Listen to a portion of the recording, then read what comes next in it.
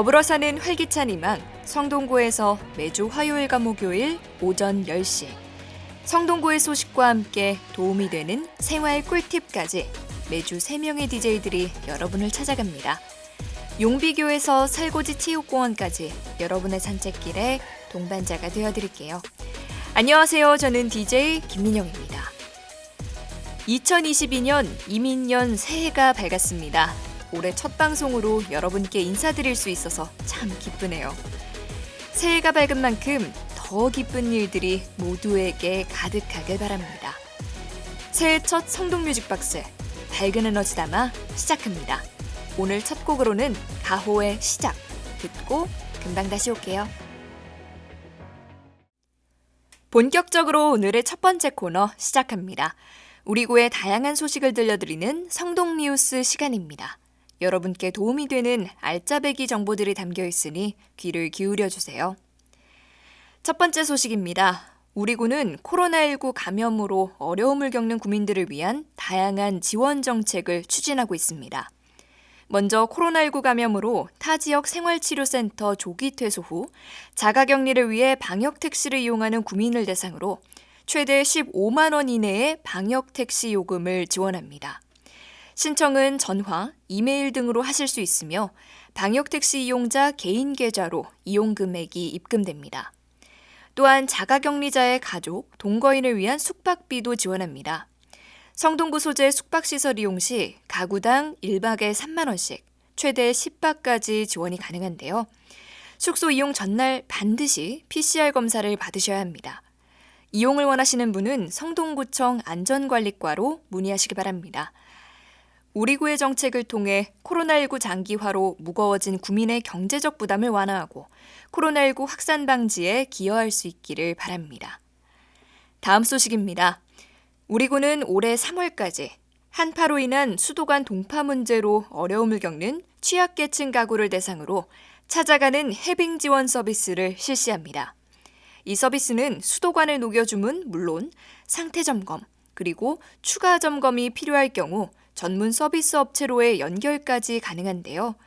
계량기 동파 시에는 서울형 긴급복지 지원 등과 연계해 수리 비용을 지원받을 수도 있습니다.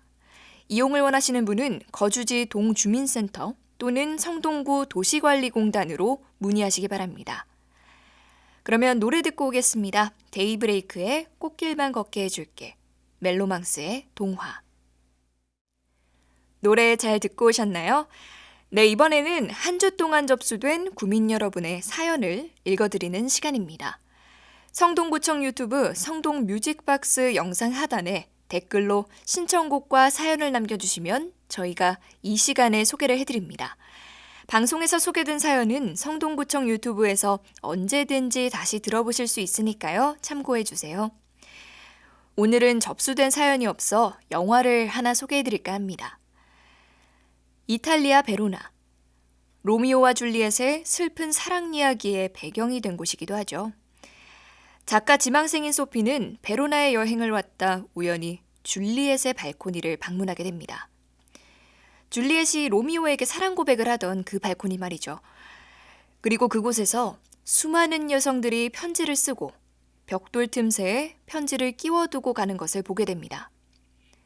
그런데 잠시 후 한 여성이 나타나 사람들이 남긴 편지를 모두 바구니에 담아가는 것을 보게 되죠. 글감을 찾던 차 호기심을 자극하는 이 광경에 소피는 그녀를 쫓아가게 됩니다. 편지를 왜 가져갔는지 묻는 말에 그녀는 자신을 줄리엣의 비서라고 소개하며 이곳을 방문하는 여성들은 줄리엣에게 각자의 사랑 고민을 편지에 담아 보내고 자기를 포함한 줄리엣의 비서들이 줄리엣을 대신해 답장을 보내준다고 말합니다. 그리고 다음 날 일일 비서를 자처한 소피는 우연히 50년 전에 쓰여진 편지를 벽돌 틈 사이에서 발견하게 되고 애절한 사연에 50년 늦은 답장을 보내게 됩니다. 며칠 후 편지 속 주인공인 클레어와 그녀의 손자 찰리가 나타나게 됩니다. 소피가 보낸 편지에 용기를 낸 클레어는 오래전 놓쳐버린 첫사랑을 찾아보려고 베로나를 다시 찾게 된 것이죠. 이를 본 소피는 편지 속 남자 로렌조를 함께 찾아주겠다며 나섭니다. 그리고 손자 찰리는 혹시라도 할머니가 상처받지는 않을까 걱정이 된다며 툴툴거리면서도 어쩔 수 없이 따라 나서게 되죠. 서울에서 김서방 찾기와 같은 이탈리아에서 로렌조 찾기. 50년 전 첫사랑 과연 찾을 수 있을까요? 영화 레터스 투 줄리엣입니다. 요즘은 간단하게 핸드폰으로 메시지를 보낼 수 있다 보니 이런 손편지를 쓰는 일이 많이 줄어든 것 같아요. 가까운 사람에게 새해를 맞아 소중한 마음을 담은 편지 한 통 보내는 건 어떠세요? 그럼 노래 듣고 오겠습니다. 아이유의 러브레터, 김광진의 편지. 다음 코너는 갑자기 툭 튀어나오는 상식, 갑툭상 시간입니다. 2022년 올해는 이민년입니다. 임은 검은색을 뜻하고 이는 호랑이를 뜻해서 검은 호랑이의 해라고 합니다. 이 방송 듣고 계신 분들 중에서도 호랑이띠 계시나요? 매년 그 해를 상징하는 동물이 있죠. 왜 하필 수많은 동물들 중에서 쥐, 소, 호랑이, 토끼, 용, 뱀, 말, 양, 원숭이, 닭, 개, 돼지 이렇게 12동물이 선택되었을까요? 그 순서는 어떻게 정해진 걸까요? 흔히 신이 동물들을 불러 모을 때 먼저 도착한 순서대로 띠 순서를 정했다는 이야기가 가장 많이 회자가 되죠. 혹시나 모르는 분들을 위해 소개해드리자면 머나먼 옛날 하늘의 왕이 동물들에게 지위를 주고자 했습니다. 그 기준을 어떻게 할까 고민을 하다가 정월 초하루에 제일 먼저 천상의 문에 도착하는 동물부터 지위를 주겠다고 하죠. 이 소식을 들은 각 동물들은 기뻐하면서 저마다 빨리 도착하기 위한 훈련을 했습니다. 그 중에서도 소가 가장 열심히 수련을 했다고 하는데요. 각 동물들의 이런 모습들을 지켜보던 쥐는 도저히 작고 약한 자기가 다른 동물들을 제치고 먼저 천상의 문에 닿기 어렵다고 생각해서 제일 열심인 소에게 붙었습니다. 그리고 드디어 정월 초하루 동물들이 앞다투어 달려왔고 가장 부지런한 소가 문 앞에 도착한 바로 그 순간 소에게 붙어있던 쥐가 뛰어내리면서 가장 먼저 문을 통과했습니다. 그래서 쥐가 첫 번째, 소가 두 번째가 되었다고 하죠. 이 외의 가설들도 있는데요. 동물의 발가락 수를 기준으로 순서를 정했다는 설도 있습니다.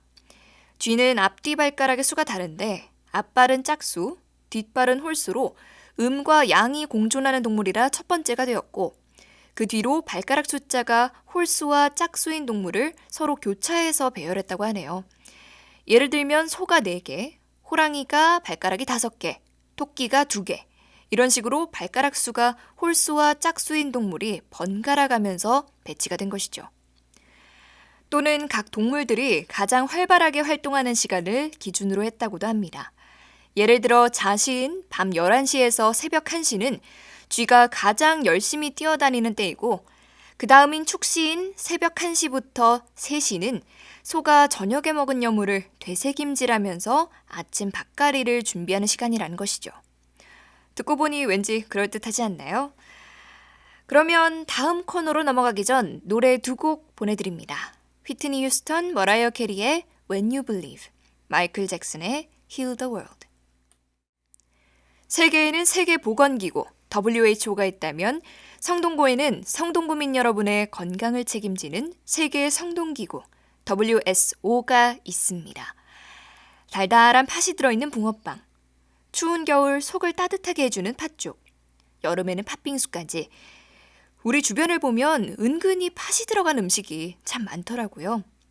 이 팥이 우리 몸에 참 좋다고 합니다. 팥에는 각종 무기질, 비타민, 그리고 사포닌이 들어있다고 하는데요. 먼저 팥에 들어있는 사포닌은 이뇨작용을 하고 피부와 모공의 오염물질을 없애줘서 아토피 피부염이나 기미 제거에 도움이 된다고 합니다. 두 번째, 팥에는 비타민 B군이 풍부해 탄수화물의 소화 흡수, 피로감 개선, 기억력 감소 예방에 도움이 됩니다.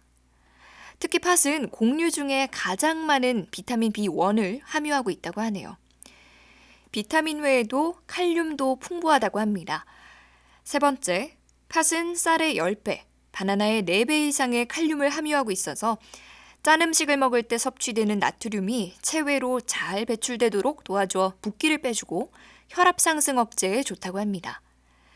이외에도 팥은 우유보다 단백질이 6배, 철분이 117배, 니아신은 23배가 많아서 영양소 보충이 필요한 성장기 어린이나 노인 건강에 도움이 된다고 합니다. 이렇게나 몸에 좋은 팥, 구매할 때는 어떤 것을 골라야 하는지도 소개해드리겠습니다. 좋은 팥은 붉은색이 선명하고 껍질이 얇으면서 손상되지 않은 것입니다. 이 중에서도 국산 팥은 나달의 크기가 고르지 않고 흰색 띠가 뚜렷하다고 하니 참고하세요. 그럼 다음 코너로 넘어가기 전에 노래 보내드릴게요. 에이바맥스의 킹스 앤 퀸스, 콜드플레이의 비바 라 비다. 마지막으로 오늘의 테마 음악입니다. 앞선 코너에서도 소개해드렸지만 올해는 호랑이의 해죠. 한국학중앙연구원의 자료를 찾아보니 호랑이 띠인 사람들의 특징이 정리되어 있더라고요. 지금 소개를 해드릴게요. 범띠생은 한마디로 말해서 힘이 넘친다. 속임수와는 거리가 멀고 오직 정열과 정직만으로 인생을 살아간다. 솔직하면서도 낙천적인 기질이 강해서 무슨 일이든 적극적으로 과감히 도전하기를 좋아한다. 그는 모험과 명예욕이 강해 세상을 놀라게 하는 일을 해낼 때가 많다. 그러나 지나치게 신중한 나머지 결벽증에 빠지는 수가 있고 용맹스러운 행동이 때로는 만용, 즉 무모한 용기가 되는 수도 있다. 이렇게 나와 있네요. 호랑이 띠이신 분들 어떠세요? 공감이 가시나요? 호랑이 해를 맞아 노래도 호랑이 테마로 골라봤습니다. 이날치의 범 내려온다, 케이티 페리의 Roar.